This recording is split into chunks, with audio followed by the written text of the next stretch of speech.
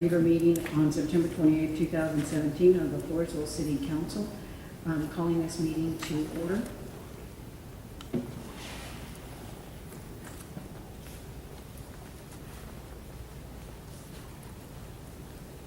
Please silence your mobile devices and refrain from using them during the meeting.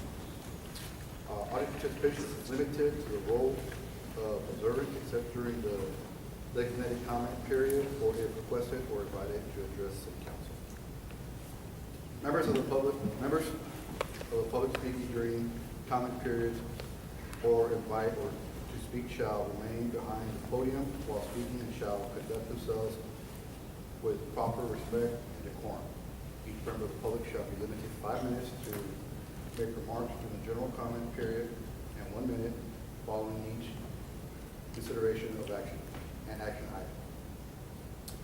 Members of the public must be respectful to individuals making citizens' comments before, during, after such comments are made. Profane insults or threatening language, including any racial, ethnic, or general slurs, will not be tolerated. Any refusal to abide by the rules or a disruption of the meeting shall result in cancellation of the speaker, remaining time, removal from the meeting room, or a charge of this disruption of a public meeting. Thank you. Would you please rise and join us in our invocation and recital of the pledge? Yeah, with us, Bob Herndon. Let us pray. Our Heavenly Father, we thank you for the day. We thank you for the beautiful rain you have sent us this week, and we know they are truly a gift from you, and we do appreciate it. I ask tonight that you be with us as we conduct this meeting. May we conduct ourselves in a manner that would reflect Christ and the love for his church, and let us show the love of one another. Let us be also respectful of each person's opinion, whether we agree or disagree. Again, thank you for this day. I ask that you forgive me in many ways I've failed you. I pray in your precious name and for your sake. Amen. Amen. Thank you. Please join me in the pledge of allegiance. I pledge allegiance To the flag of the United States of America and to the republic for which it stands, one nation, under God, with liberty and justice for all. Under the Texas flag, I pledge allegiance to thee, Texas, one state, under God, one and indivisible. Thank you. You may be seated. We do have a quorum tonight in attendance. Councilman David Jones, myself, Cissy Gonzalez-Dipple as mayor, Councilman Jacob Silva, Councilman Nick Neeson, and Councilman Gerard Jimenez. Thank you, Council, for being here. At this time, I will let any citizens who have any comments come forward to the podium. At this time, when you do, if you would state your name. You have 5 minutes, and thank you very much for being here.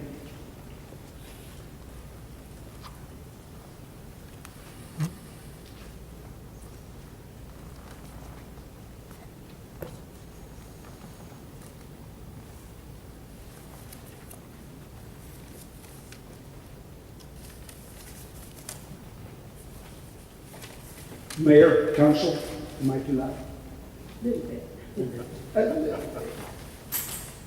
I'm Fred Gonzalez, Floresville. My comments have to do with items 5 and 6.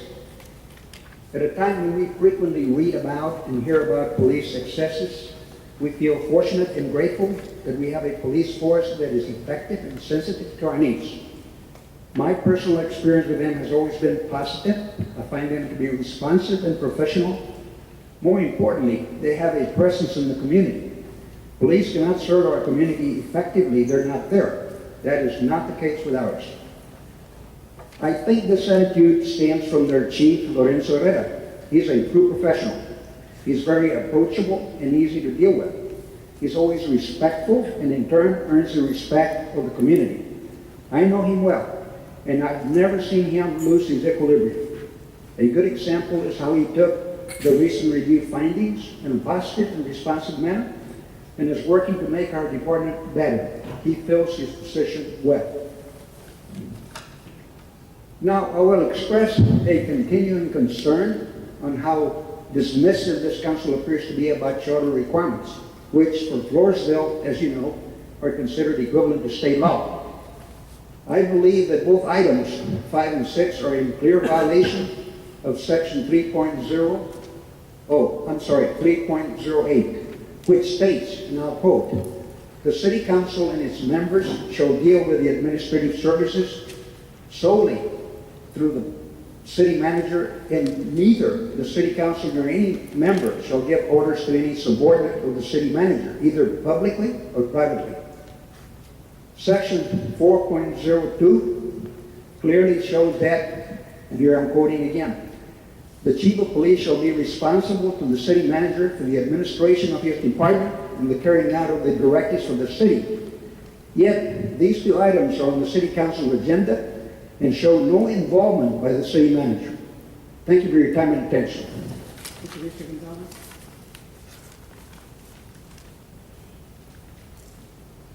Any other citizens' comments this evening? Okay, if not, we will move on to old business.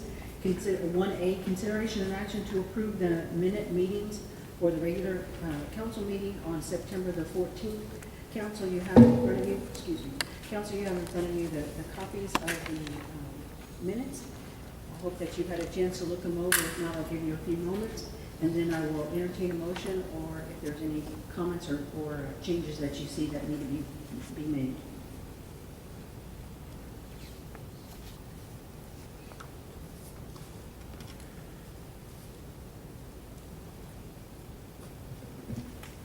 I'll make a motion that we approve the minutes, approval of the motion. I have a motion on the floor by Councilman Nissen to approve the minute meetings for the regular council meeting on September the 14th. Do I have a second? I'll second. Seconded by Councilman Johns. All those in favor, please raise your right hand. 3-0. Abstain. All right, moving on to our presentations. 2A, we have a park project update. We have Sean Spencer from Heartland here.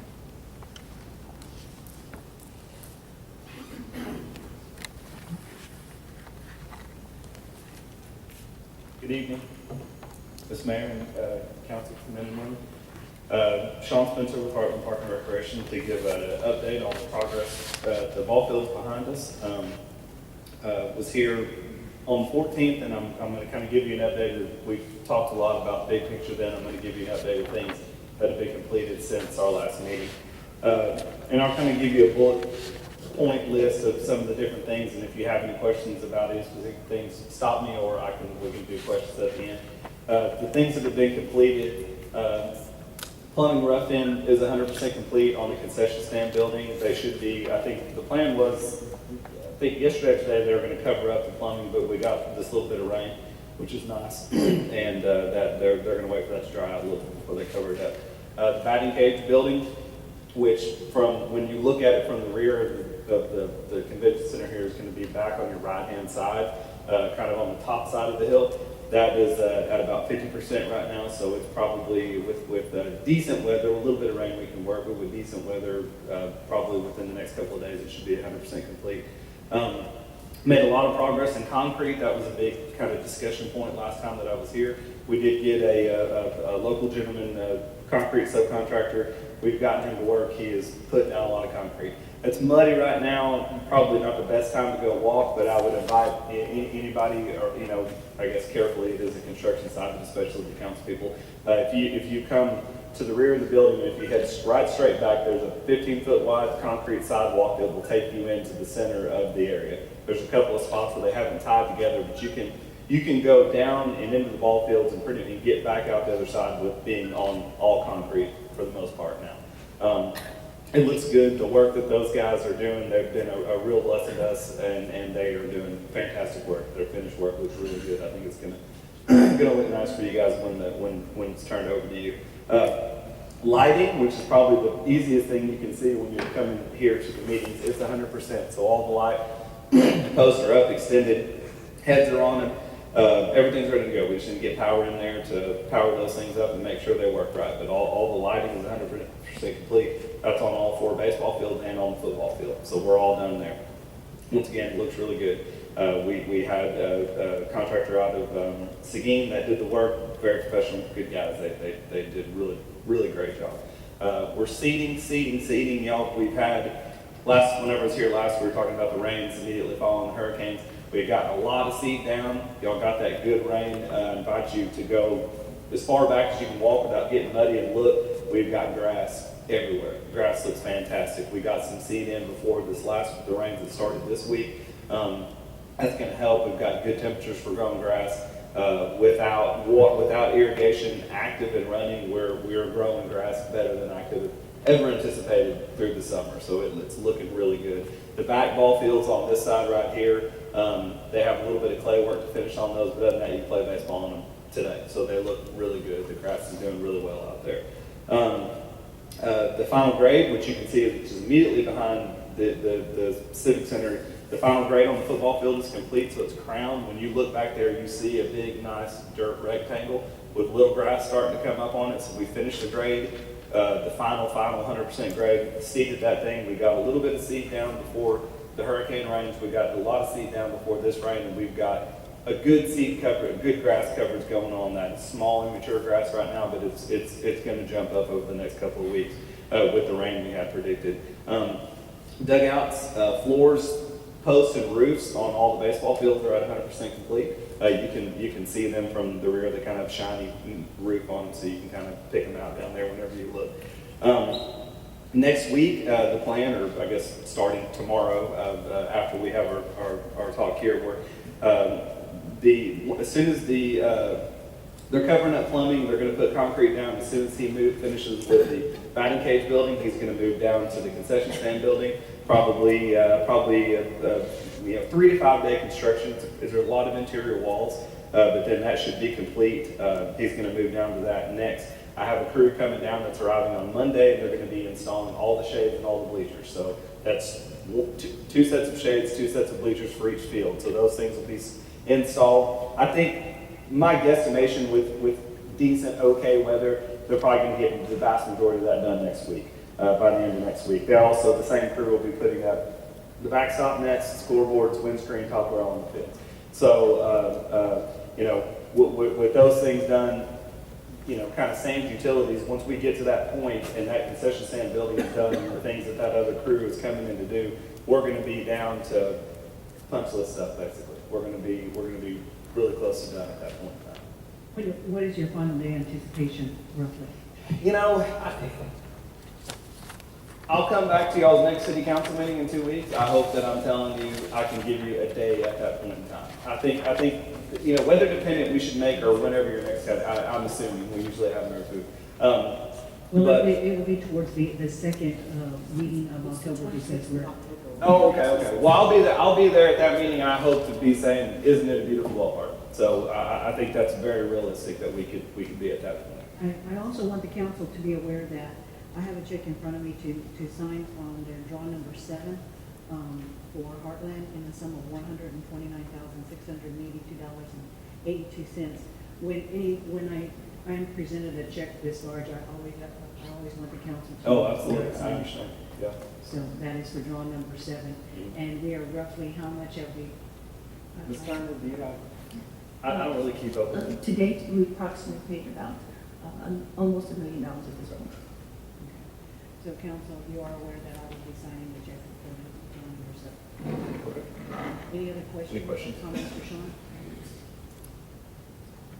Okay, thank you very much. Thank you. Absolutely. Moving on to item 2B is our Visitor and Tourist Bureau report. We have Tommy Baker here, and I think you have one of your board members as well.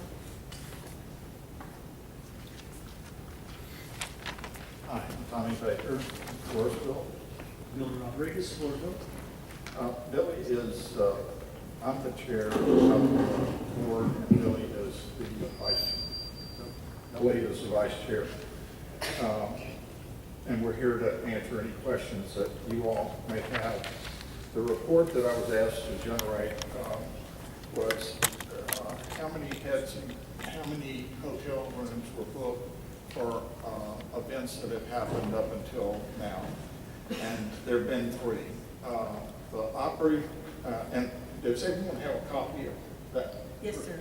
The Opry was granted $6,500 over 6 months. the performance over 6 months of performances. And so they had July, August, and September, and their count was a total of 14 rooms were rented for their monthly performance. So the first month was 14? I'm They sorry. had 14 people stay that night for the first performance? Well, we had there were 14 rooms booked per performance, is what the Yeah. tally is that they're tracking. The other one that provided numbers was the WC Elite Baller 2, which was a weekend event that brought in professional football players as mentors to area kids that are playing in those sports. And this is, I think, the second year this has happened, and the council granted them $4,000. That took place July the 29th, and there were a total of 12 rooms rented for that Was event. that per night or for one day? You said it was It's a a 2-day one event? day. Was it a 2-day event or 1 day? It was a Friday night, and they finished on Saturday, so it was Friday Mainly night and one day. Saturday. And the third one was Wilson County Ballet and Performing Arts, and that was a $3,000 grant. The event happened May the 24th, 25th, the 27th, and Diane McCormick sent me an email. We've talked several times, and basically she did not have a chance to talk to the hotels and come up with a room count, but she's got some other information that I think Billy wanted to go over with you, just because this goes, in our opinion, it goes way beyond events and hotel rooms, but it's planted this seed for social engagement of ballet and performing arts, and I think Diana's even now gotten involved with the Nutcracker and the Russian ballet. Okay, Mr. Baker, Councilman Jimenez has a... One thing, is this the money that we funded for the Lavernia, to have it in Lavernia, out of Floresville? The performance was in Lavernia. Yes, but it was funded for a Lavernia function, correct? The performance was in Lavernia, yes, but the ballet is downtown. It doesn't make a difference, the function was in Lavernia, correct? Yeah, excuse me, hold on. Yeah, yes, it was in the... Okay. Councilman Nixon? The function was in Lavernia. All the practices, all the storage, all the making of sets, and all the parents that got together were here in Floresville. The one night they had was in Lavernia. The other 20 nights that they did were all here in Floresville. And did we have them out for the one in Floresville? Did we have what? I mean, function that we have in Floresville? You know, I mean, I could see us doing something, because this is, the heads to beds, we gotta understand that the monies that we receive from them is so that way we could have, so that way they could utilize our hotels and motels. And that's the reason that money's there for. The practice nights that we did here in Floresville, the people did stay here. I don't know how many, I just know of one of them. I don't know how many more. It only could have been just one, I know. I'm sorry, but the question isn't tonight whether it was right or wrong to approve it. We did approve that. The question tonight on the agenda is how many hotel rooms did they use? So right now, there's no figure on that. Right, there's no figure on that, and this is one that I hope the council will, I think we're starting to see growth in the fact that now they're working with the Moscow Ballet. They're going to they're gonna, actually, have, yeah, go ahead. And- Okay, basically what's occurring here is that the event was held in Livonia. It was a community event, and Livonia is part of our community. Granted, the money was used to help this particular event. Logistics kept it from occurring in Floresville. The next event will be occurring in Floresville. When they do hold their events, they will be in Floresville. There was just not a facility big enough to hold this particular performance. Livonia had a facility. People from the Floresville area, well, Livonia is in our area, attended this event. We did have people stay. We don't currently have a mechanism in place to track data as far as information from our hoteliers as far as who stays where and when. We're currently working on that as a committee to streamline that. But in terms of this particular project, Ms. McCormick has introduced a fine arts program into our community that's getting a lot of attention. A lot of our kids are going there. It's a program that I think moving forward is going to draw a lot of attention. Our goal as a board is to draw tourism to this area and business to our local businesses. Here's a small business owner who's doing something pretty unique for our community.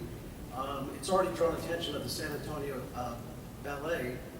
They're having a Nutcracker performance where they have the Moscow Ballet coming in to perform at the Tobin Center.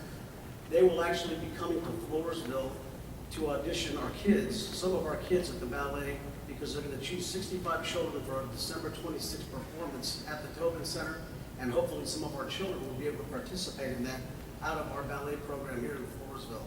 So I think the story here is not so much the heads and beds, that it is the attention it's drawing off of this event and the tourism that it could draw in the future just off of this one small business that's occurring here.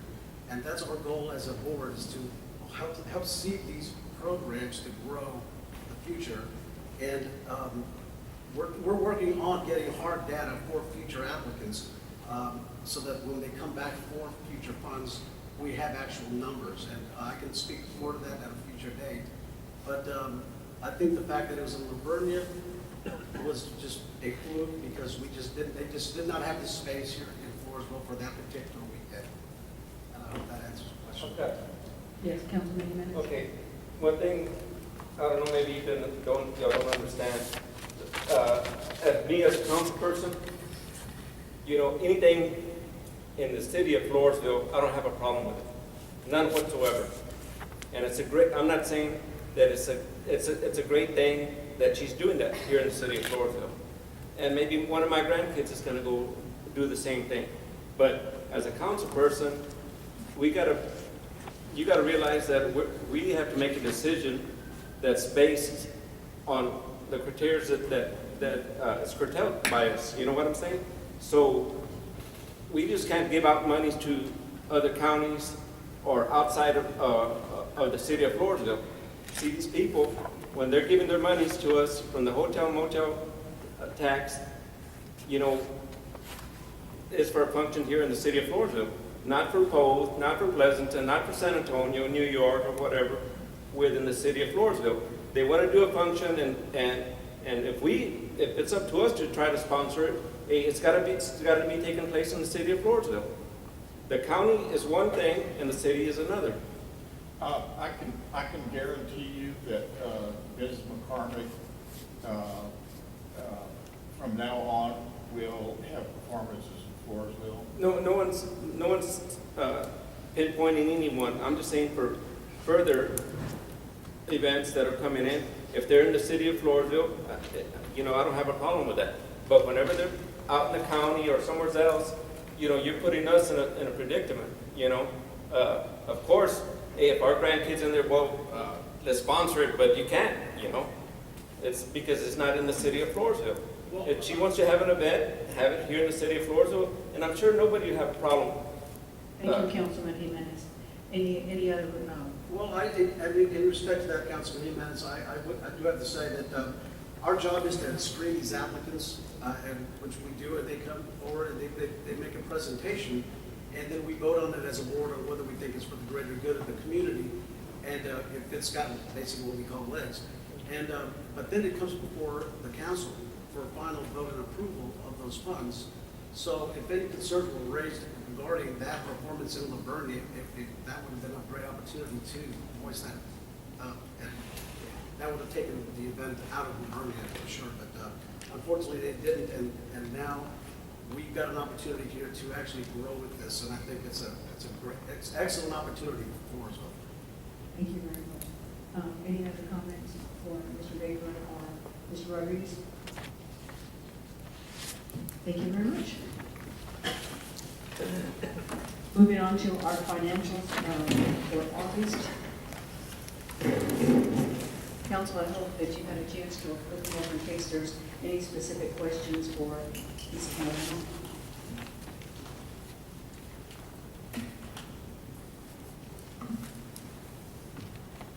Good evening, Council, Mayor.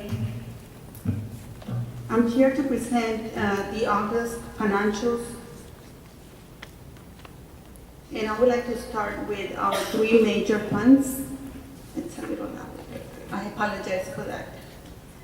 Okay, so let's begin with General Fund, Fund 301. We have collected revenues for $4,078,513. We have expense $4,178,610 with a deficit of $100,000.97. For Water Fund, Fund 221, we have collected in revenues $1,519,039, and we have expense $1,570,099 with a deficit of $51,060. For Wastewater Fund 222, revenues collected were $1,368,147. Expenditures were $917,292 with an increase on fund balance of $458,55. I would like council if you have any questions in regards to this report. Council, if you have any questions, yes, Councilman Mesa. On the 4A, where we spent 972, is that all related to this building? Yes, sir. Okay.